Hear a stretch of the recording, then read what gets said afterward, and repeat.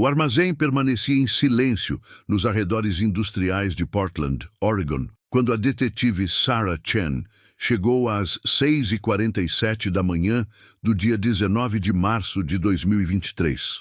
O que sua equipe encontrou lá dentro se tornaria uma das cenas de crime mais perturbadoras da história moderna da cidade. A vítima, identificada como Marcus Webb, 34 anos, estava morta há aproximadamente 72 horas. O médico legista confirmaria mais tarde que a morte foi causada por choque hipovolêmico após tortura prolongada. Queimaduras, lacerações e contusões cobriam quase toda a superfície visível do corpo. Marcas de ligaduras nos pulsos e tornozelos indicavam restrição prolongada. A avaliação preliminar sugeriu que a vítima permaneceu consciente durante a maior parte do calvário.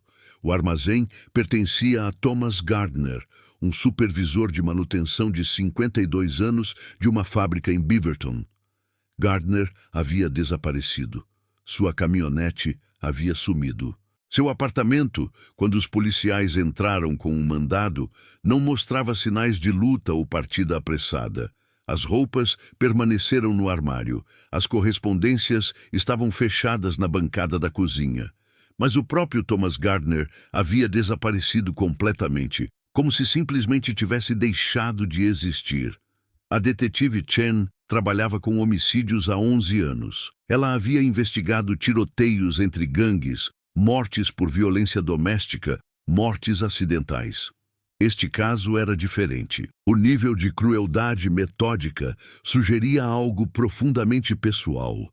Não se tratava de violência aleatória, era retaliação. Quando ela pesquisou o nome de Thomas Gardner no sistema, não encontrou antecedentes criminais, nenhum histórico de violência, nenhum sinal de alerta. Ele era descrito pelos colegas de trabalho como quieto, confiável, comum, um viúvo que mantinha a privacidade, um homem que ia trabalhar, voltava para casa e repetia o ciclo. Então Chen percebeu algo no arquivo de funcionário de Gardner. Listado em contatos de emergência, havia uma anotação de 2021 marcada como inativa. 2 filhas. Jennifer Gardner, falecida em agosto de 2020.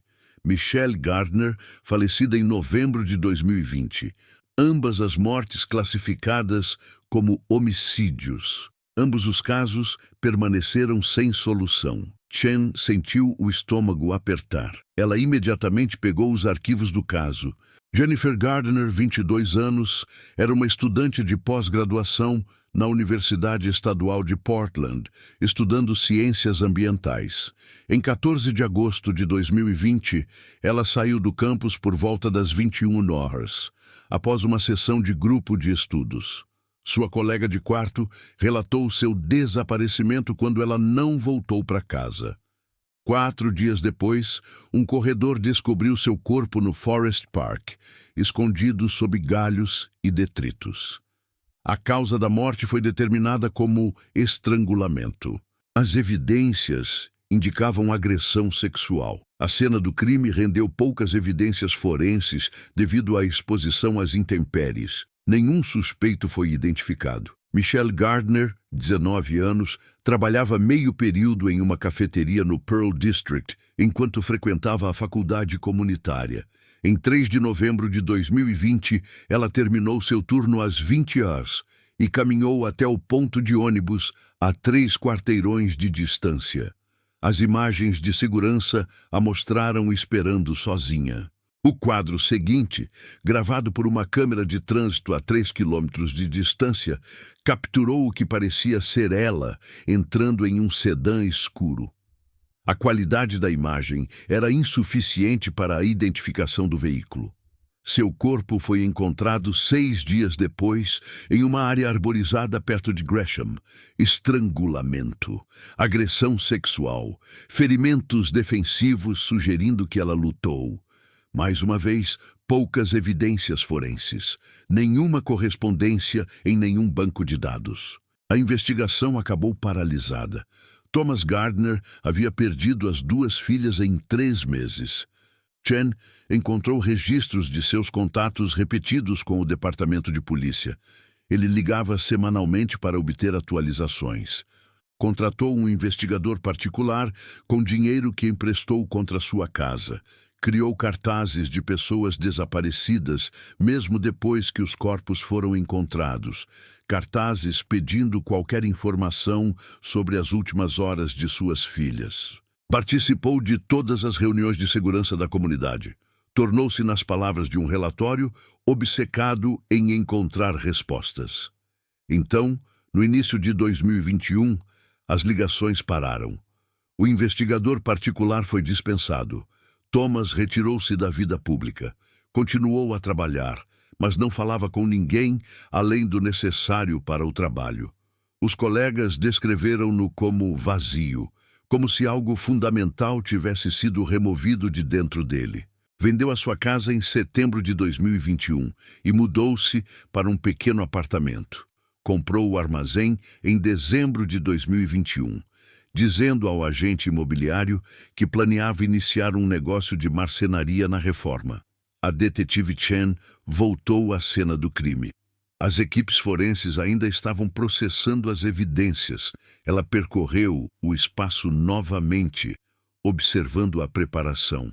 Restrições pesadas aparafusadas, as vigas de sustentação. Ferramentas dispostas com precisão deliberada. Um kit de primeiros socorros posicionado nas proximidades, sugerindo que o autor queria evitar a morte prematura. Isso foi planejado. Cada detalhe considerado, cada contingência abordada. A verificação dos antecedentes de Marcus Webb revelou algo que fez o coração de Chen acelerar. Webb trabalhava como motorista de entrega para uma empresa de logística regional. Sua rota incluía a Portland State University. Ele fazia paradas regulares no Pearl District. Seus registros de emprego mostravam que ele havia trabalhado nessas mesmas rotas em 2020. Chen consultou os registros do veículo. Em 14 de agosto de 2020, ele havia feito entregas perto do campus da PSU. Em 3 de novembro de 2020, ele fez várias paradas no Pearl District. Webb morava sozinho em uma casa alugada em Milwaukee. Ele não tinha antecedentes criminais, nenhum histórico de reclamações ou incidentes. Ele mantinha um perfil discreto. Os vizinhos o descreviam como educado, mas distante. Ele nunca causava problemas, nunca chamava atenção. A fachada perfeita da normalidade. Chen obteve um mandado de busca. O que encontraram no porão de Webb confirmaria suas piores suspeitas e revelaria que o desaparecimento de Thomas Gardner não foi uma fuga, mas uma escolha deliberada. O porão havia sido convertido no que só poderia ser descrito como uma sala de troféus. Fotografias cobriam uma parede. Dezenas de mulheres, claramente tiradas sem o seu conhecimento. Fotos de vigilância, imagens ampliadas, fotos espontâneas em locais públicos. Entre elas, em destaque, havia várias fotos de Jennifer e Michelle Gardner. Webb as estava perseguindo. Por meses, talvez mais. A perícia computacional revelaria mais tarde milhares de imagens adicionais, registros detalhados de seus movimentos, anotações sobre seus horários e hábitos. Mais perturbador ainda, os investigadores encontraram itens pertencentes às duas irmãs.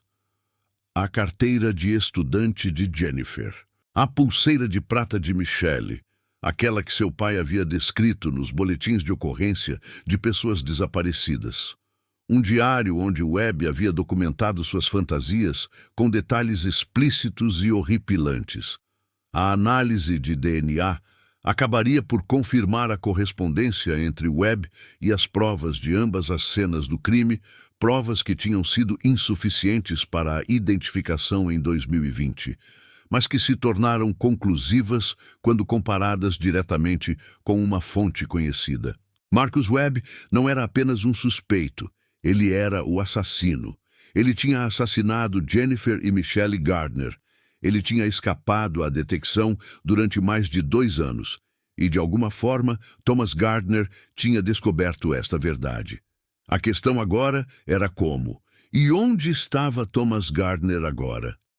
Chen ficou naquele porão, cercado por evidências de um mal indescritível, e compreendeu com absoluta clareza o que havia acontecido. Um pai descobriu quem matou suas filhas. Um pai decidiu que a falha do sistema judiciário exigia sua própria intervenção.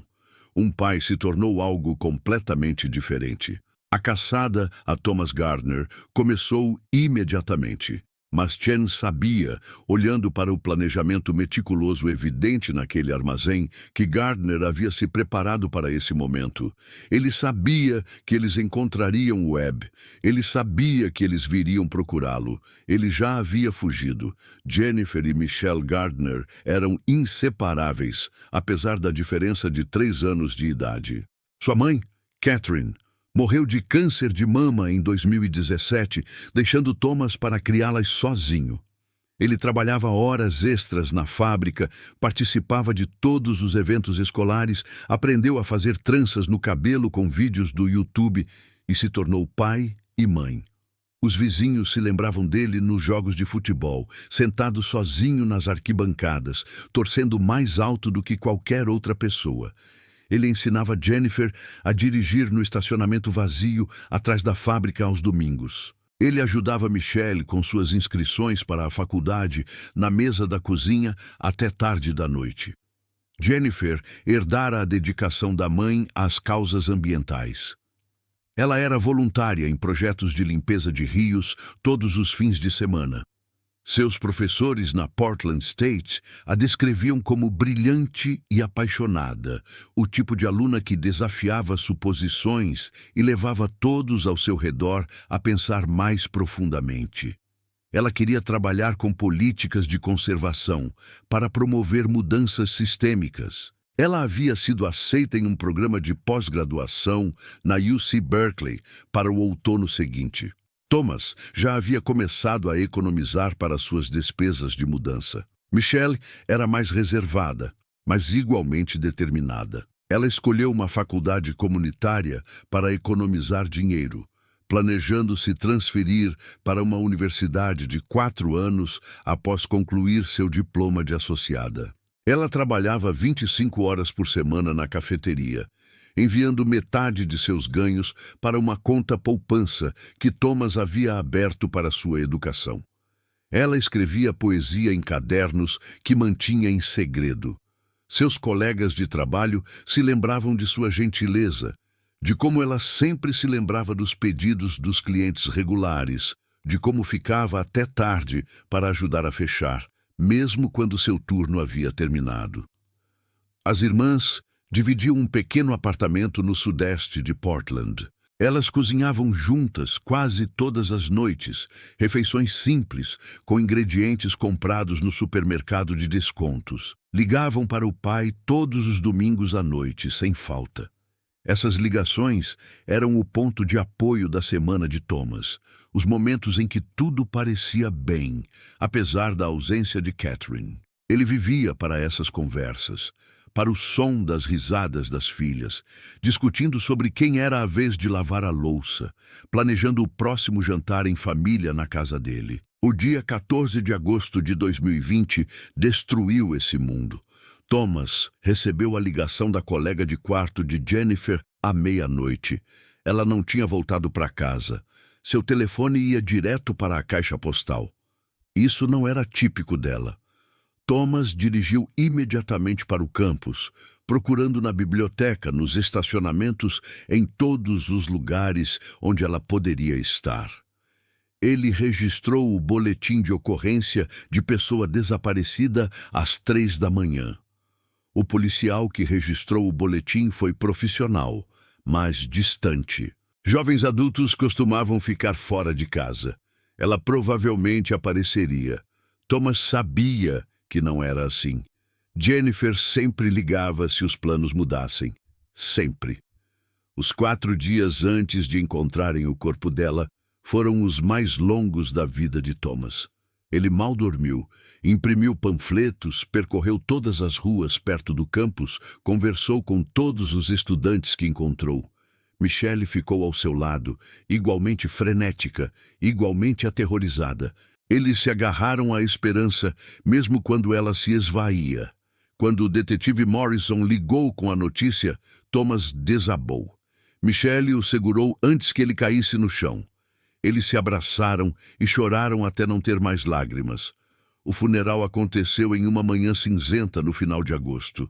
Mais de 200 pessoas compareceram. Os professores de Jennifer falaram sobre seu potencial, sua paixão, sua inteligência.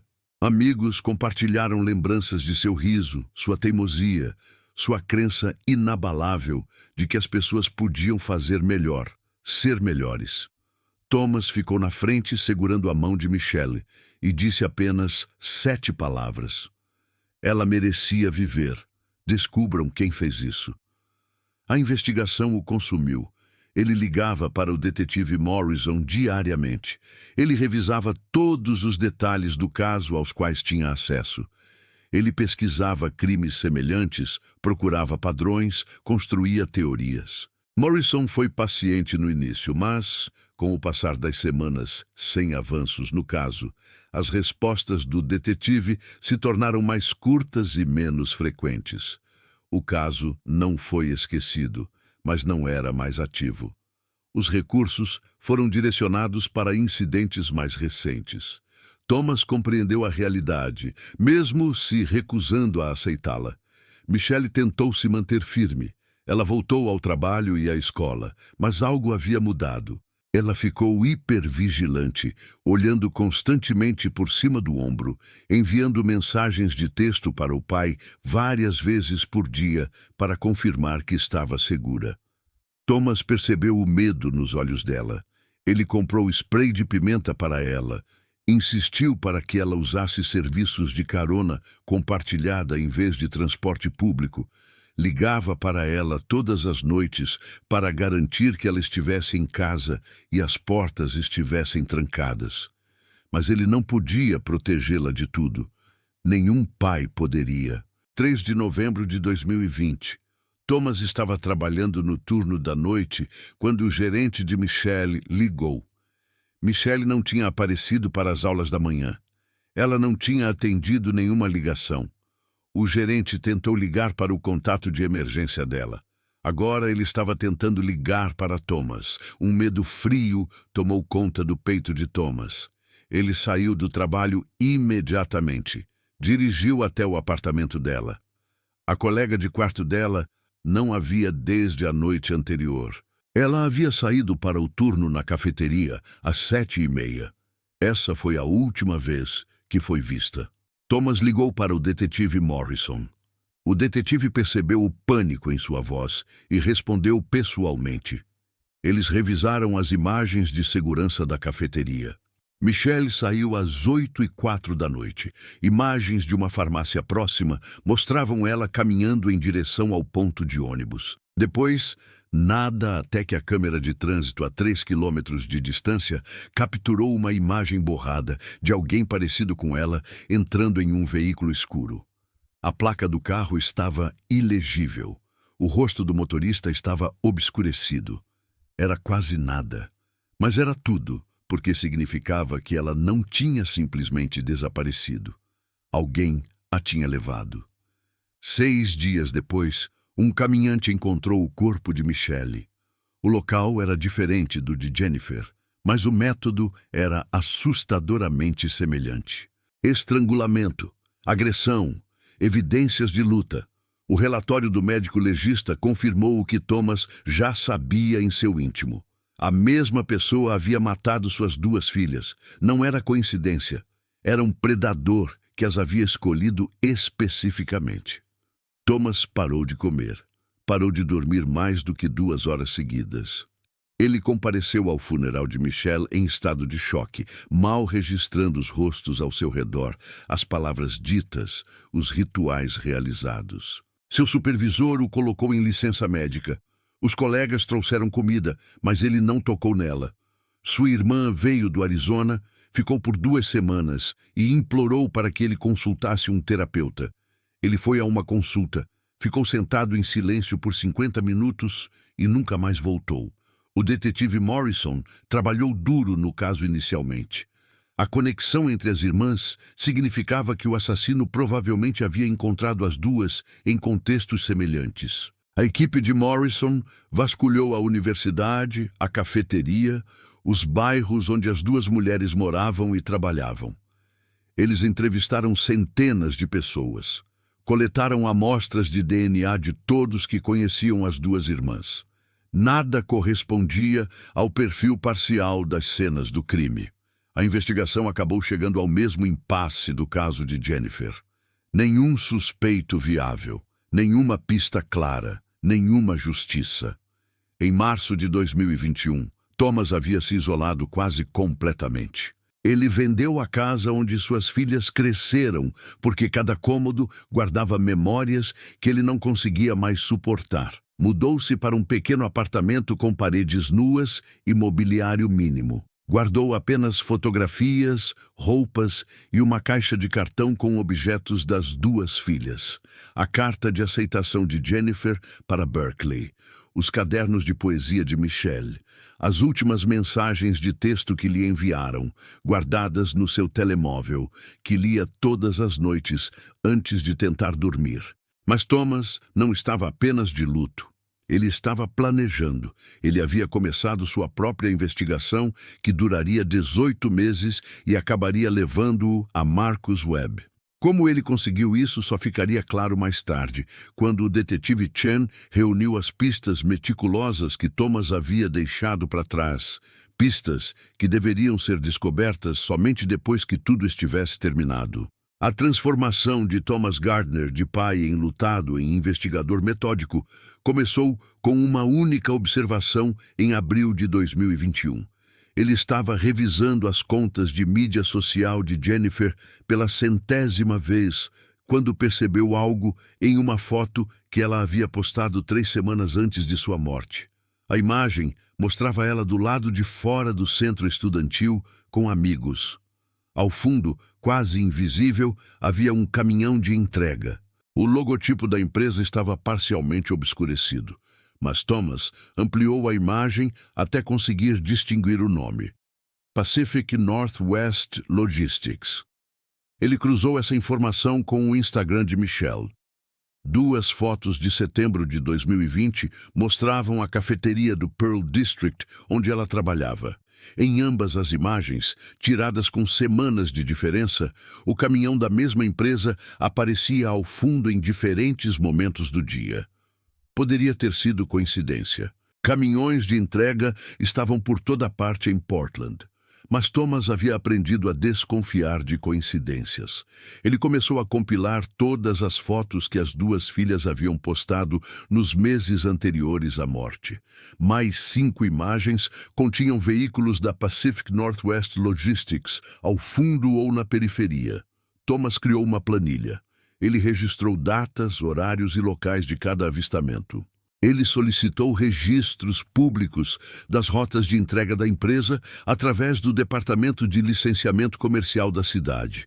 As informações eram limitadas, mas confirmaram que a Pacific Northwest Logistics atendia regularmente tanto o campus da PSU quanto o Pearl District. Thomas ligou para a empresa, fingindo ser um cliente em potencial, e perguntou sobre a confiabilidade do cronograma de entregas. O representante de atendimento ao cliente explicou que eles mantinham rotas consistentes com os mesmos motoristas para garantir a confiabilidade. Os mesmos motoristas, as mesmas rotas, semana após semana. Em maio de 2021, Thomas começou a vigilância. Ele estacionou perto do campus da PSU, durante o horário em que Jennifer estaria nas aulas. Ele observou os caminhões da Pacific Northwest Logistics indo e vindo. Ele fotografou placas de veículos e rostos de motoristas. Ele fez o mesmo no Pearl District, sentado em cafeterias com vista para a rua, rastreando quais motoristas faziam entregas para quais empresas. Levou 3 semanas para identificar padrões. 4 motoristas se alternavam nas rotas. Mas apenas um trabalhava nos dois locais de forma consistente. Um homem na casa dos 30 anos, altura média, traços comuns. Thomas o fotografou repetidamente. Verificar o número da placa do carro foi mais desafiador. Thomas não tinha acesso oficial aos bancos de dados do DMV. Ele considerou contratar o investigador particular novamente, mas isso criaria um rastro de documentos. Em vez disso, ele se juntou a fóruns online dedicados à investigação amadora. Ele aprendeu sobre pesquisas em registros públicos, processos judiciais e bancos de dados de propriedade. Ele descobriu que Oregon permitia acesso público limitado a certas informações de registro de veículos através do portal online do Departamento de Transportes. O processo era tedioso e tinha restrições, mas Thomas tinha tempo de sobra. Em julho de 2021, Thomas tinha um nome: Marcus Webb, 33 anos, residente em Milwaukee, Oregon. Sem antecedentes criminais. Sem presença nas redes sociais, além de uma conta no Facebook pouco usada com configurações de privacidade maximizadas. Thomas encontrou o endereço do aluguel de Webb por meio de uma pesquisa em registros públicos de propriedade. Ele passou de carro pela casa várias vezes, memorizando cada detalhe. Uma estrutura térrea com um quintal mal cuidado, um veículo na garagem, a mesma caminhonete das fotos de vigilância. Nenhum sinal visível de outros ocupantes. Thomas sabia que a identificação não era suficiente. O detetive Morrison precisaria de provas, e Thomas tinha apenas observações circunstanciais. Webb dirigia por uma rota que cruzava com a vida de suas filhas. Esse fato por si só não provava nada. Thomas precisava de provas. Ele precisava conectar Webb diretamente aos crimes. Mas ele não era um especialista forense. Não tinha autoridade legal para revistar a propriedade de Webb. Ele poderia apresentar suas descobertas a Morrison, mas o detetive iria atrás disso? Um juiz concederia um mandado com base na investigação amadora de Thomas? Thomas duvidava. O sistema já havia falhado com suas filhas. Ele não podia arriscar que falhasse novamente. Em agosto de 2021, um ano após a morte de Jennifer, Thomas tomou uma decisão que alteraria a trajetória do resto de sua vida. Ele mesmo reuniria as provas. Não para a polícia, não para os promotores, mas para sua própria certeza. Ele precisava ter convicção absoluta de que Marcus Webb era o responsável antes de decidir o que fazer com essa informação. Ele comprou equipamentos de vigilância com dinheiro em lojas de eletrônicos em 3 condados diferentes. Pequenas câmeras, dispositivos de gravação de áudio, nada sofisticado o suficiente para chamar a atenção, mas funcional o suficiente para seus propósitos. A vigilância da casa de Webb começou em setembro. Thomas instalou uma pequena câmera em uma árvore do outro lado da rua, com vista para a garagem e a entrada da frente. Ele estacionava em diferentes locais do bairro, em horários alternados, observando os padrões de comportamento de Webb. Webb trabalhava durante a semana. Saía para sua rota de entrega às 6 da manhã e voltava entre 6 e 7 da noite. Ele raramente saía de casa nos fins de semana. As compras eram entregues. Ele não tinha vida social visível, nenhuma visita, nenhum amigo aparecendo. Ele vivia isolado, o que Thomas achava suspeito e conveniente. Outubro trouxe uma descoberta. Thomas estava posicionado perto da casa de Webb, em uma noite de sábado, quando viu Webb carregar várias caixas de seu caminhão até a entrada do porão, na lateral da casa. As caixas pareciam pesadas. Webb fez várias viagens. O instinto de Thomas gritava que aquelas caixas continham algo significativo. Ele esperou até as 2 da manhã e então se aproximou da casa a pé. O porão tinha uma pequena janela parcialmente obscurecida por arbustos crescidos. Thomas limpou a vegetação o suficiente para espiar dentro. O ângulo era ruim e o interior estava escuro, mas ele conseguiu distinguir prateleiras e o que pareciam ser recipientes plásticos de armazenamento. Ele precisava entrar. Invadir a propriedade o exporia a acusações criminais. Isso também poderia contaminar qualquer evidência para uso oficial. Mas Thomas não estava mais pensando em canais oficiais, ele estava pensando na verdade. Em novembro de 2021, ele se matriculou em um curso de chaveiro, em uma faculdade comunitária, sob o falso pretexto de abrir um negócio de serviços gerais.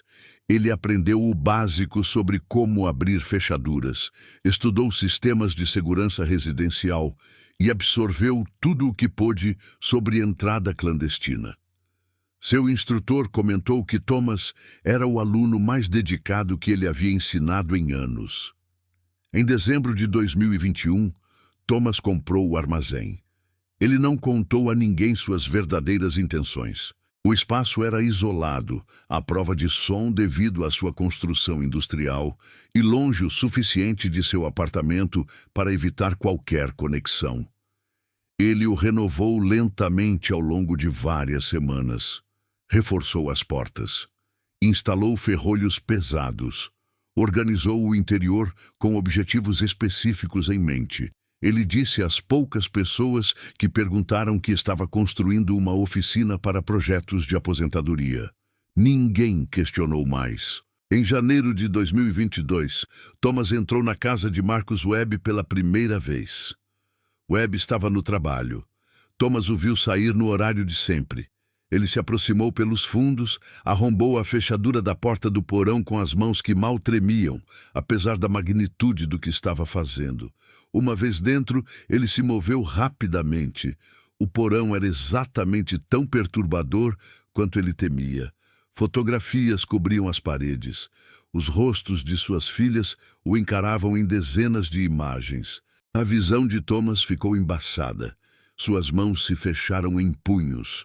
Todos os seus instintos gritavam para destruir tudo, mas ele se forçou a permanecer calmo.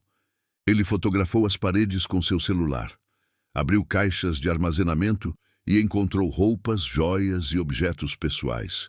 Reconheceu imediatamente a pulseira de Michelle. Quase a pegou, quase reivindicou esse pedaço de sua filha de volta, mas se conteve. Remover qualquer coisa alertaria Webb de que alguém havia entrado. Thomas encontrou o diário em uma gaveta da escrivaninha. Ele leu 3 páginas antes que a náusea o forçasse a parar. Webb havia documentado tudo. Fantasias, planos, justificativas, reflexões após os atos. O nível de detalhes era horripilante. Thomas fotografou todas as páginas com as mãos trêmulas. Aquilo era prova concreta e inegável. Ele poderia levar aquilo ao detetive Morrison agora mesmo. Mas enquanto estava naquele porão, cercado pelas provas dos últimos momentos de terror de suas filhas, Thomas percebeu que não iria à polícia.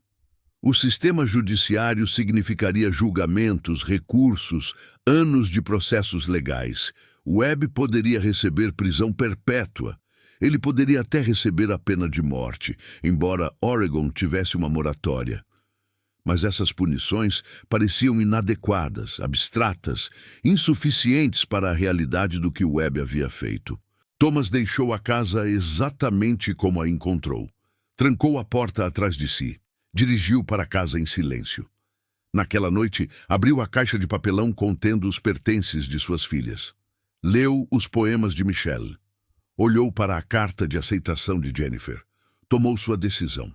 Marcus Webb enfrentaria a justiça, mas seria a justiça de Thomas, não a do Estado, e seria absoluta. Thomas passou de fevereiro a maio de 2022 refinando seu plano. Ele estudou a rotina de Webb com precisão obsessiva, registrando cada desvio, cada padrão, cada vulnerabilidade. Webb parava no mesmo posto de gasolina todas as quintas-feiras à noite. Ele comprava mantimentos online todos os domingos. Ele dirigia pela mesma rota do trabalho para casa com consistência mecânica.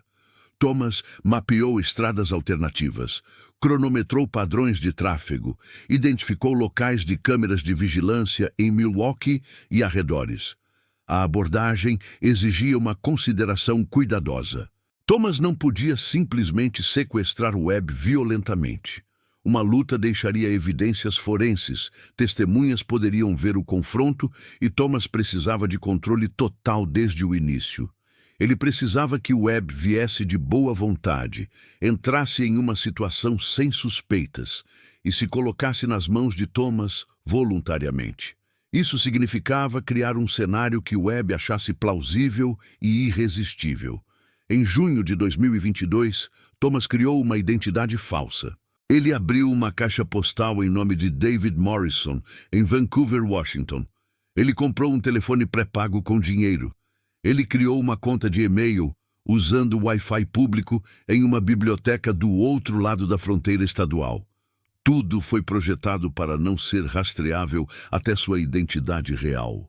Em seguida, ele elaborou uma mensagem cuidadosamente redigida para apelar à psicologia específica de Webb, com base no que Thomas havia aprendido com o diário. O e-mail, enviado de uma conta anônima, afirmava ser de alguém que compartilhava dos interesses de Webb.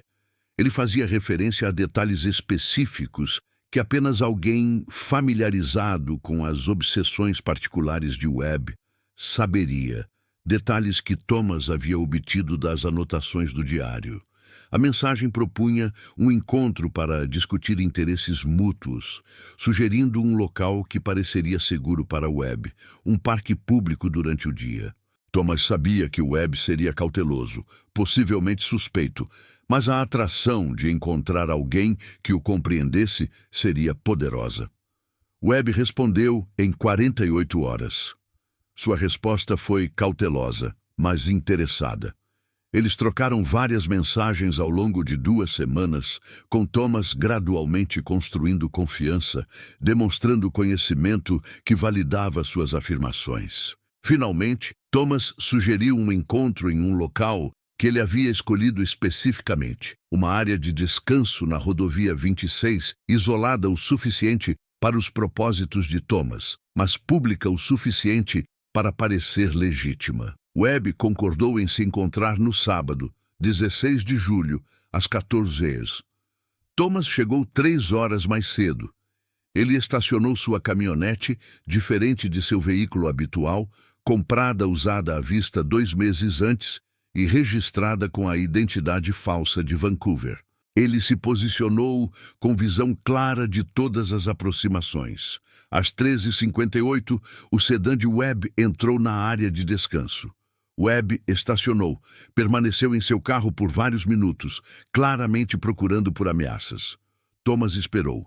Finalmente, Webb saiu do veículo e caminhou em direção à área de piquenique, onde Thomas havia especificado que se encontrariam. Thomas se aproximou casualmente, estendeu a mão para um aperto e iniciou uma conversa preparada para deixar Webb à vontade. Conversaram por 20 minutos sobre assuntos sem importância. Thomas mencionou que tinha materiais em sua caminhonete que Webb poderia achar interessantes, itens muito delicados para serem discutidos abertamente. Webb hesitou. Thomas percebeu o cálculo em seus olhos, a ponderação entre a curiosidade e a cautela. A curiosidade venceu. Eles caminharam juntos até a caminhonete de Thomas. O interior havia sido modificado. As maçanetas foram removidas das portas traseiras. As janelas foram escurecidas além dos limites legais.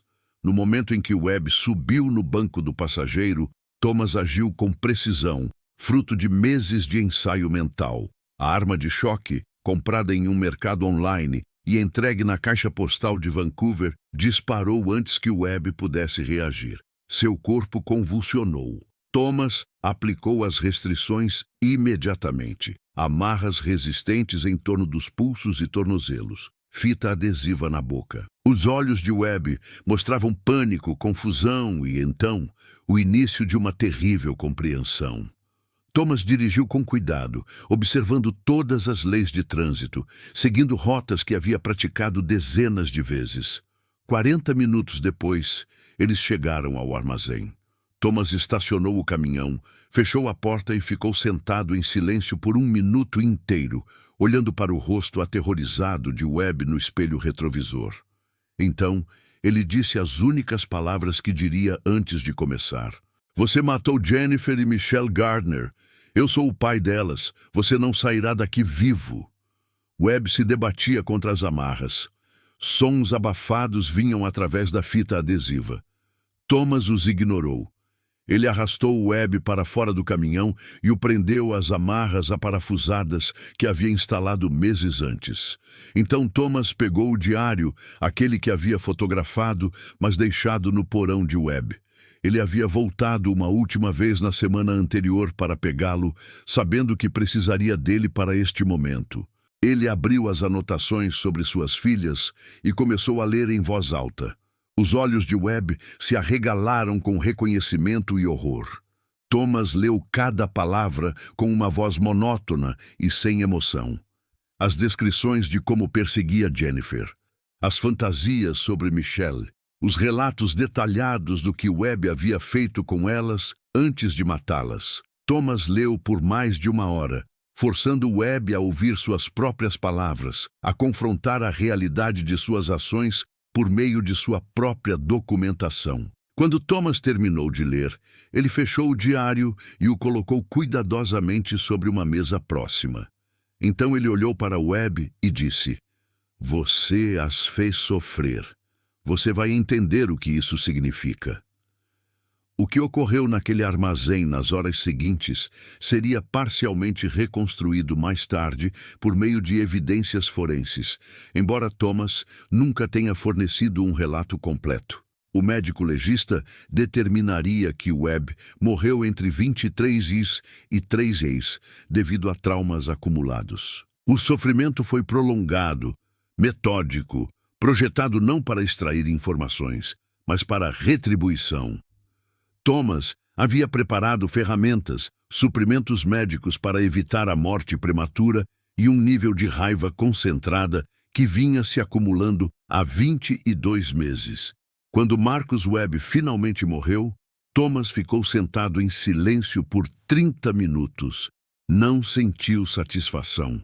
Não sentiu que havia encerrado um ciclo, apenas vazio e a certeza de que suas filhas continuavam desaparecidas. Ele havia imaginado esse momento inúmeras vezes, acreditando que a morte de Webb traria alguma paz. Em vez disso, não sentiu nada além de exaustão e o peso do que havia se tornado. Thomas limpou tudo metodicamente. Ele havia estudado os procedimentos de investigação de cenas de crime durante seus meses de planejamento.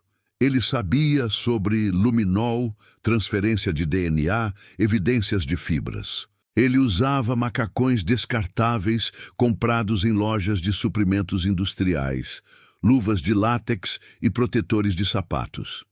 Ele havia forrado partes do chão do armazém com lonas plásticas. Tudo o que estava contaminado foi para sacos de lixo resistentes. Ele esfregou as superfícies com solução de alvejante. Ele sabia que isso não eliminaria todas as evidências, mas complicaria a análise forense. O corpo permaneceu no armazém. Thomas sempre teve essa intenção. Ele queria que Webb fosse encontrado. Ele queria que as evidências dos crimes de Webb fossem descobertas. As fotografias nas paredes, o diário, os itens pertencentes às suas filhas. Tudo isso precisava ser documentado pelas autoridades. A morte de Webb seria considerada homicídio. Thomas seria identificado como o autor do crime. Mas a verdade sobre Jennifer e Michelle seria finalmente estabelecida com certeza. Os casos delas seriam resolvidos. Outras famílias que sofreram com a predação de Webb teriam respostas. Thomas trancou o armazém às 4h17 da manhã do dia 17 de julho de 2022. Ele dirigiu até um local remoto na Floresta Nacional do Monte Hood, queimou suas roupas e os macacões descartáveis em uma fogueira e enterrou as cinzas. Ele voltou para casa, tomou banho por 40 minutos e sentou-se à mesa da cozinha ao amanhecer. Ele havia se preparado para essa próxima fase com o mesmo cuidado com que preparava tudo o mais. O plano era simples: desaparecer por tempo suficiente para que o corpo de Webb fosse descoberto e a investigação avançasse.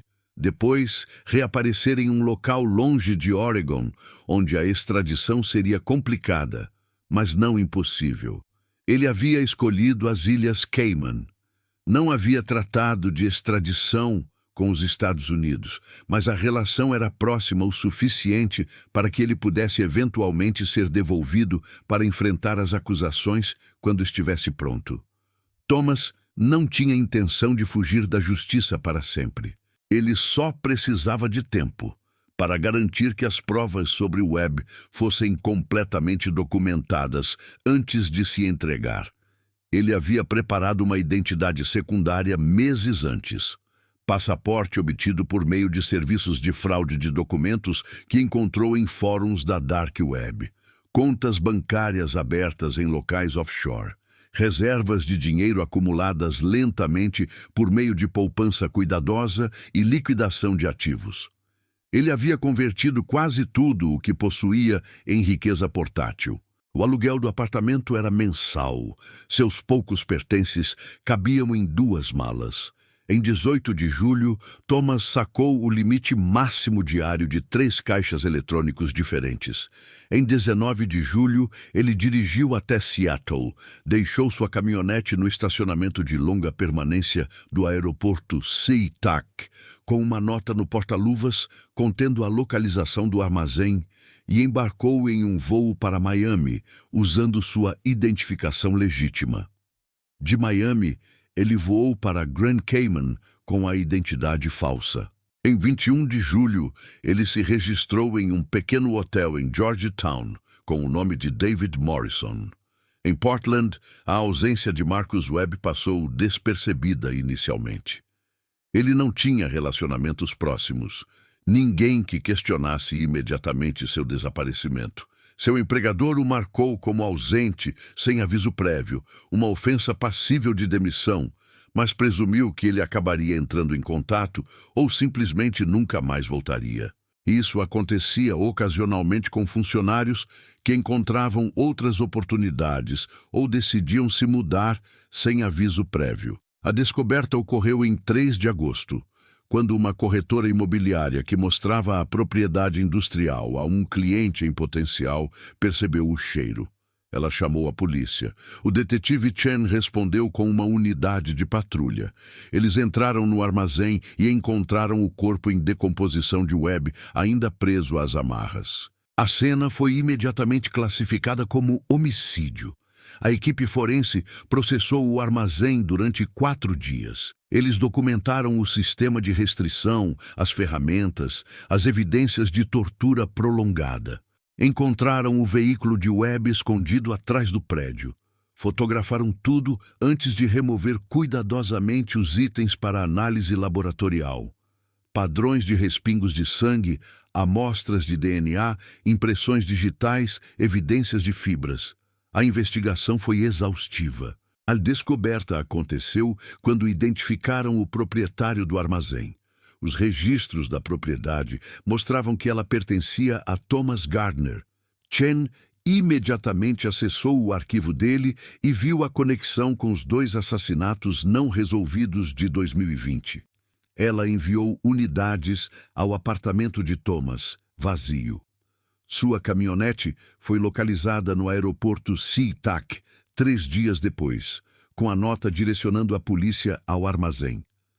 Chen voltou à casa de Webb com uma equipe forense completa.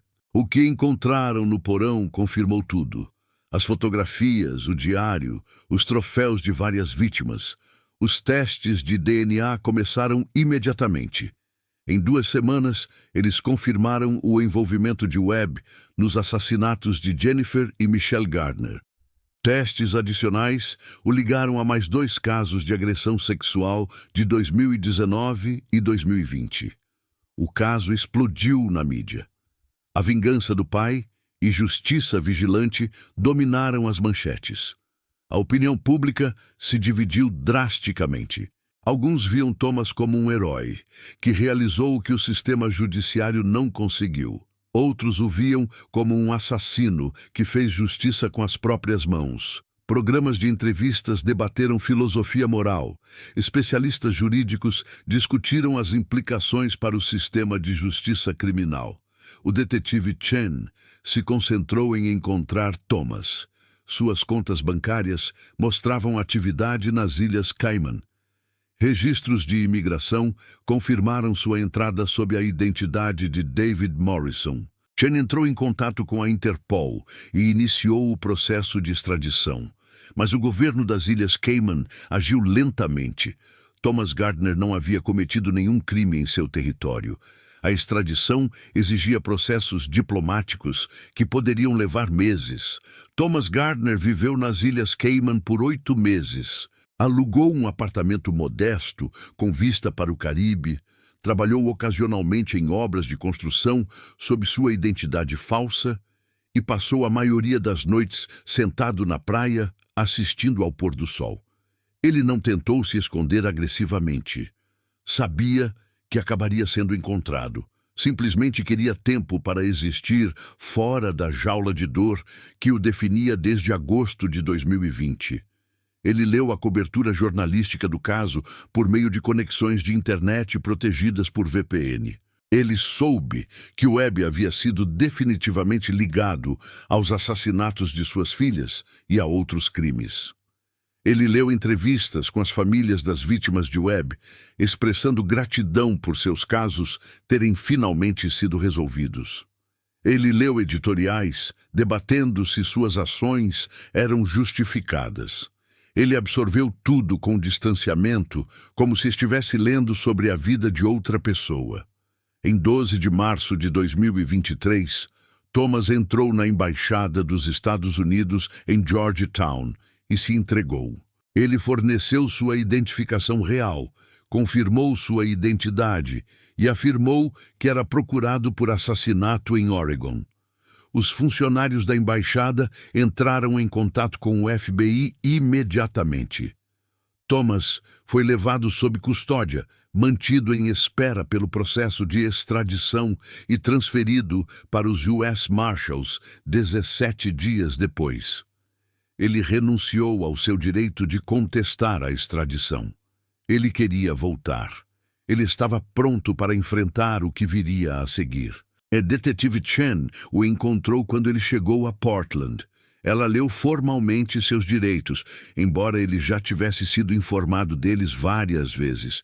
Thomas renunciou inicialmente ao seu direito a um advogado e fez uma confissão completa. Ele detalhou tudo: a investigação, a vigilância, o planejamento, o sequestro e o assassinato. Ele não demonstrou remorso pela morte de Webb, mas reconheceu total responsabilidade. Quando Chen perguntou por que ele se entregou, ele disse simplesmente: "Fiz o que precisava fazer. Agora o sistema pode fazer o que precisa fazer." O julgamento começou em setembro de 2023. A acusação alegou homicídio doloso com circunstâncias agravantes, tortura, sequestro e premeditação. As provas eram contundentes. A confissão de Thomas, as provas forenses do armazém, as imagens de vigilância, os registros financeiros que rastreavam sua preparação. A defesa, fornecida por um defensor público após Thomas recusar um advogado particular, argumentou capacidade diminuída devido à perturbação emocional extrema. Eles apresentaram o contexto: um pai que perdeu ambas as filhas para um predador em série, que descobriu provas que a polícia havia deixado passar, que agiu quando o sistema falhou. O julgamento durou 3 semanas. Famílias de outras vítimas de Webb testemunharam, muitas expressando emoções conflitantes. Elas estavam gratas por Webb não poder mais prejudicar ninguém, gratas pelo encerramento, mas perturbadas pela brutalidade de sua morte. As amigas de faculdade de Jennifer e Michelle testemunharam sobre o impacto de seus assassinatos. Os ex-colegas de trabalho de Thomas descreveram sua deterioração após perder as filhas. Psicólogos debateram seu estado mental. Estudiosos do direito discutiram o vigilantismo e os limites da justiça. Thomas testemunhou por 6 horas. Ele falou sem emoção sobre a descoberta da identidade de Webb, sobre a decisão de agir independentemente sobre o que ocorreu no armazém. Quando o promotor perguntou se ele sentia remorso, Thomas disse: "Lamento que o sistema tenha falhado tão completamente que achei isso necessário. Lamento que minhas filhas tenham morrido aterrorizadas e sozinhas. Lamento que Marcus Webb tenha existido, mas não me arrependo de tê-lo impedido." O júri deliberou por 2 dias. Eles consideraram Thomas Gardner culpado de homicídio doloso, rejeitando a acusação de homicídio qualificado devido ao reconhecimento das circunstâncias emocionais extremas. A condenação acarretou uma pena de prisão perpétua com possibilidade de liberdade condicional após 25 anos. Na sentença, a juíza Patricia Hoffman dirigiu-se diretamente a Thomas. "Você tirou uma vida com premeditação e extrema crueldade. Independentemente dos crimes de Marcus Webb, você se tornou um torturador e um assassino. A sociedade não pode funcionar se os indivíduos se autoproclamam juízes e carrascos. No entanto, reconheço que você agiu por angústia paterna, depois que falhas sistêmicas o deixaram sem recurso. Você cumprirá pelo menos 25 anos de prisão. O que você fez nunca poderá ser perdoado, mas talvez possa ser compreendido." Thomas foi transferido para a penitenciária estadual do Oregon, em Salem. Ele se adaptou à vida na prisão com a mesma abordagem metódica que aplicava a tudo mais. Trabalhou na biblioteca da prisão. Evitou conflitos. Falava raramente, mas era considerado respeitoso tanto pelos guardas quanto pelos detentos. Recebia cartas semanalmente de estranhos, algumas elogiando-o, outras condenando-o. Não leu nenhuma delas. Em entrevistas anos depois, o detetive Chen refletiu sobre o caso. Thomas Gardner fez o que acreditava que tinha que fazer. Foi justiça? Legalmente, não. Moralmente, isso depende da sua filosofia. O que eu sei é que Marcus Webb matou pelo menos 2 jovens e agrediu outras. Ele provavelmente teria continuado se Thomas não o tivesse impedido. O sistema falhou com Jennifer e Michelle Gardner, falhou com o pai delas, e com essa falha criamos as circunstâncias para que a tragédia se agravasse. A opinião pública continua dividida. Debates anuais ressurgem em torno do caso, particularmente em discussões sobre reforma da justiça criminal, direitos das vítimas e pena de morte. O nome de Thomas Gardner aparece em cursos de ética, seminários de faculdades de direito e documentários sobre crimes reais. Ele se tornou um símbolo tanto do fracasso da justiça quanto do perigo de sua ausência. Thomas terá direito à liberdade condicional em 2048, aos 77 anos. Ele afirmou que não buscará a libertação antecipada. Em sua única declaração pública, feita por meio de seu advogado em 2024, ele disse: "Quero que as famílias saibam que suas filhas não foram esquecidas. Quero que o sistema funcione melhor. E quero que minhas filhas saibam que seu pai as amava o suficiente para garantir que seu assassino enfrentasse as consequências. Isso é tudo o que tenho a dizer." Jennifer e Michelle Gardner estão enterradas ao lado de sua mãe no cemitério nacional Willamette. Thomas tem fotografias de seus túmulos em sua cela. Ele nunca recebeu visitas.